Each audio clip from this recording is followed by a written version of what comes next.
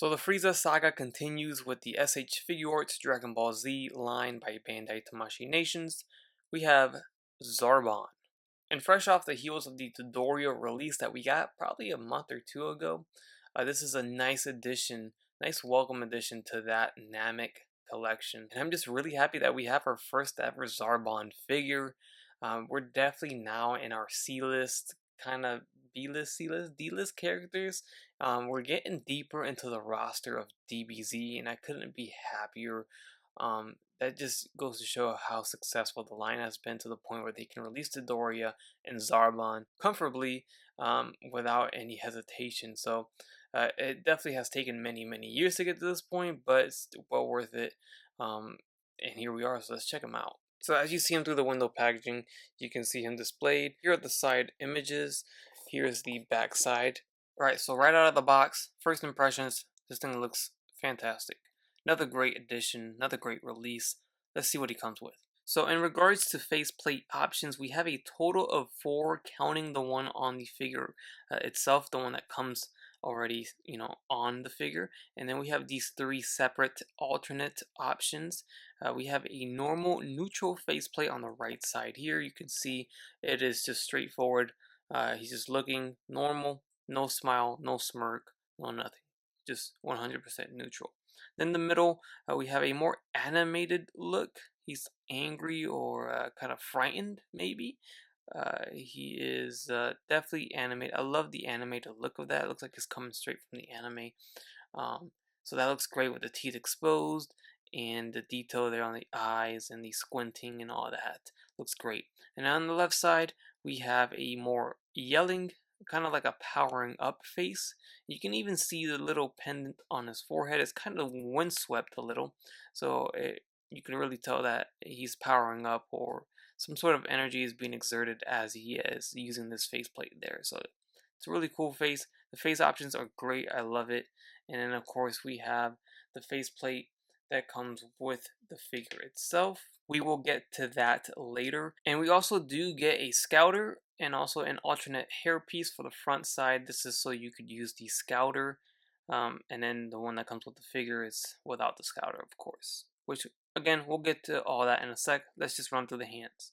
Alright, so for his hands, we get one right wide open hand, kind of like a blasting hand, and that's only for the right side. There's no left hand like that. Then we get 2 open hands. You can see they're not as spread apart as the one over here on the far left, but they're still open hands. They're just kind of normal, so not really for blasting. And then we get these kind of karate chop looking hands, and they're angled out. You can see where the peg holes are. So those are just for some other various poses that Zarbon does. Alright, and Zarbon comes with a 2-star Namekian Dragon Ball. And keep in mind, this is like their re-release of the Dragon Balls. They have already completed both Earth and Namekian Dragon Balls. I think the Earth, they've already done it twice, or maybe they're in the process of the second run. But now they're in the process of the second run of the Namekian Dragon Balls. So this time around, instead of having a translucent plastic, they made it kind of marbleized in a, obviously it's not translucent. So just, I guess, an excuse to give us Dragon Balls again. I don't know. They look different, so I guess it's all based on preference. And this is the 3rd one. I think they restarted it with the 3.0 Frieza, Final Form Frieza. And then Dodoria came with one, and now Zarbon comes with another one. So we have 3 out of the 7.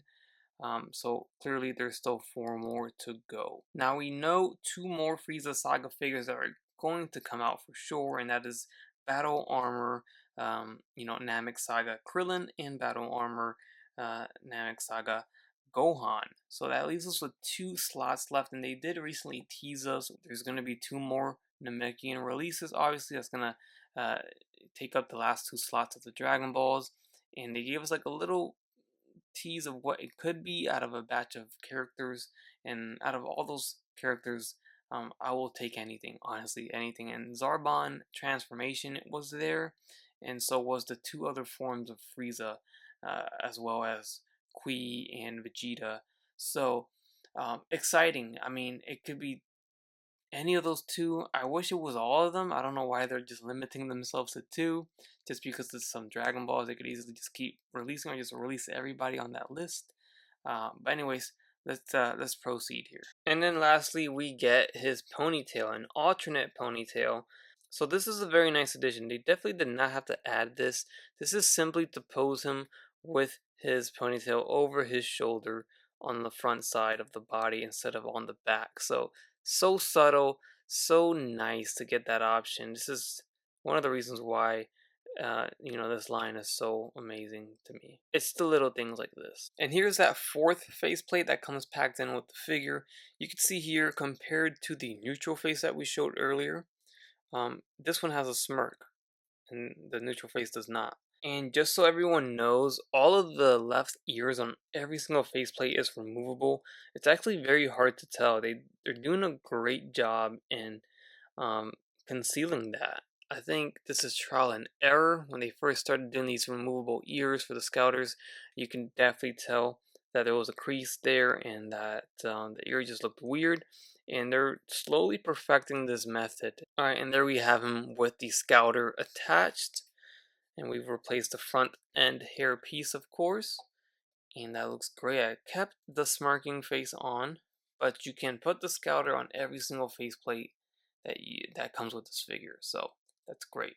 Going down to the torso, you can see here, it's not detailed in terms of shading, it's not detailed in terms of washing or anything like that, so it's very plain, I guess I should say. I do wish there was some wash, I do wish there was some more detail, maybe some line work for the armor.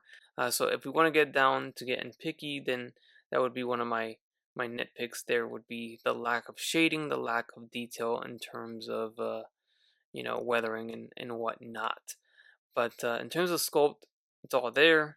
Going down to the legs, the design is all accurate. We got those big, long, kind of like legging things that he wears, looking good. There's the feet, and one thing I did notice that they sculpted the bottom of those leggings or whatever you want to call them um, onto the ankle. So that's a very kind of interesting design. So it doesn't really scratch or rub against the shoes or anything. It's part of that sculpt. And they also did the same thing here where they sculpted the end of it or the cuff of it on the hand.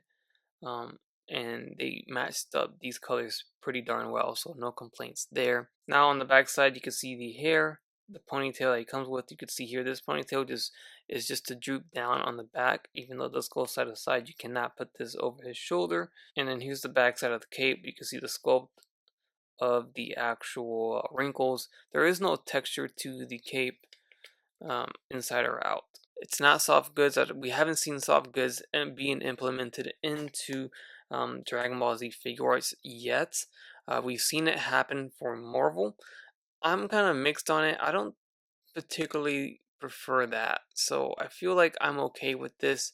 This design is similar to what we saw with, I want to say, Great Saiyaman. It is, of course, as you see, very hard plastic. It's not pliable at all. It's pegged in with this one peg on the back where it does hinge forward and back. It does hold the pose, so I guess if you want to have it windswept a little bit towards the back, you can.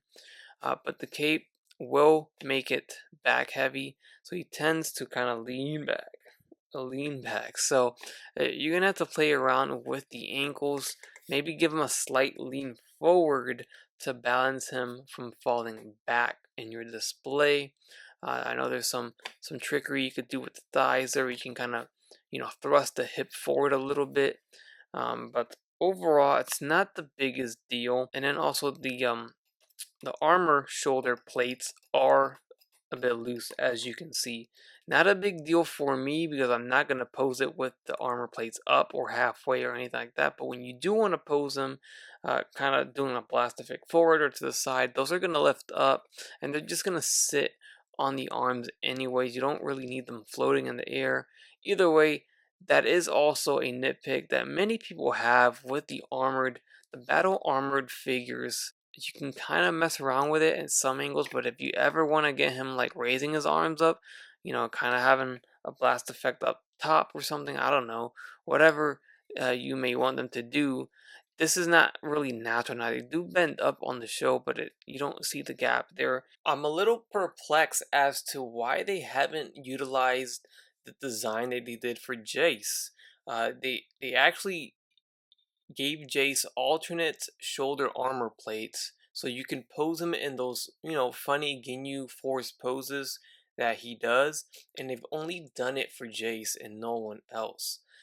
It really worked with him, and I feel like you can utilize that type of design uh, to pose other characters in like blasting poses, or if they're raising their arms in any type of way, you can have an alternate shoulder plate swap out where you don't have to deal with these, shoulder plates that look weird on a hinge. Rather, take them out, put in a fixed pose one just like Jace had, and that would kind of solve the problem. Might be the only way to solve the problem because the hinge doesn't work. It doesn't look well when the arms are raised. So I'm a little confused as to why Tamashii Nations hasn't really decided to use that again. I mean, I understand their initial purpose was just to get Jace into a funny pose, the Ginyu Force pose, but it can also be utilized for blasting poses and for fighting poses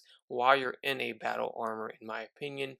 So I don't know if there's a costing there, but I feel like it should be an easy accessory to be included with every single person that has a battle armor on. But that's just my opinion. So overall, other than that, really no other issues.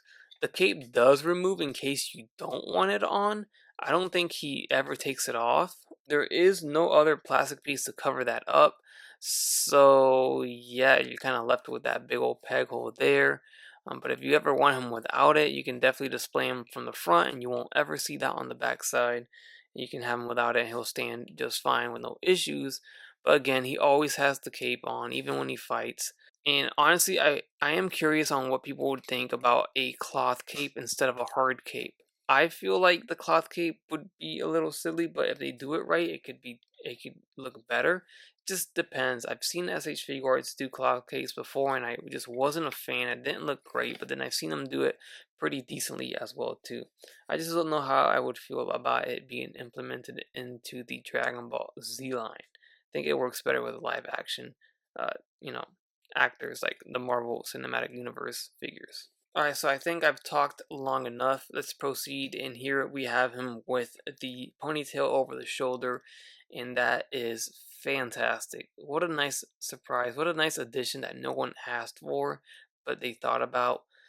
Tamashii always does these type of things, and this is why, or one of the reasons why I believe they just are one of the best when it comes to Dragon Ball Z figures. It adds so much character to it, adds so much more to it. It just changes the display that much more. And I think this is how I'm going to display him, especially when he's in a neutral state, a calm state, hanging around with Frieza or Dodoria. Alright, so in regards to the articulation, nothing revolutionary here. Everything's pretty standard on SH Figuarts nowadays. Some things to point out, of course, are the shoulders. We have those very awesome, pretty deep butterfly joints. You can see just how crazy that gets. These just always kind of remind me of those old school Toy Biz butterfly joints, but it does leave quite the gap or the cavity in there. Um, Again, this is pretty extreme, and who knows, but if you ever pose them like this, if you ever like maybe punching somebody from down below, you're not going to see that back end unless the shot's from the back. But anyways, that does move out. The socket for the shoulder is pretty insane, pretty deep, pretty crazy, so the range is all there. The head goes up.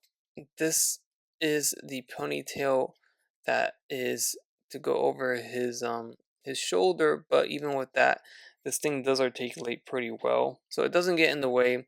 Either way, he's gonna look up just about this far. He doesn't look up much, because even if I take the ponytail off, let's say that's the reason. Nah, it's not the reason why. It's just the way the sculpt is of the hair. It's gonna hit the bottom of his neck piece there, and it's not going to allow it to move up any further.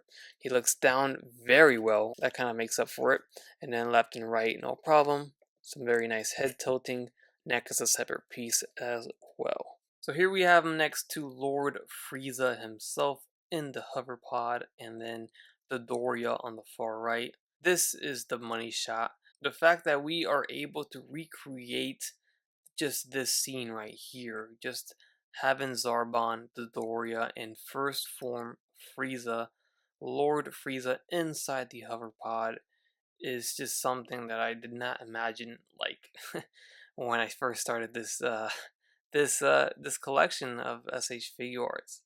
I believe I started back in 2014 or so. And then there's a quick look at him outside of the hover pod in case you wanted to see him standing straight up in comparison next to Zarbon and Dodoria. And then here we have next to the most recent release from SH Figuarts, Dragon Ball Super, movie version of Piccolo from the superhero movie that is coming this year. And this guy literally released last week, so we just had back-to-back releases within weeks. I love when that happens.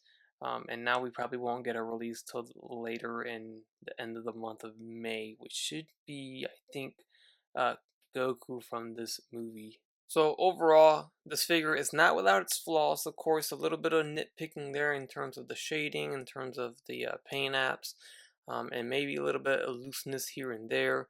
But other than that, we have a very great Zarbon figure. So with that said, hopefully you guys enjoyed this review. Hit that like button to support the video on the channel. Let me know your thoughts down in the comment section and subscribe if you haven't done so already. As always, take care, take it easy, and I'll catch you on the next one.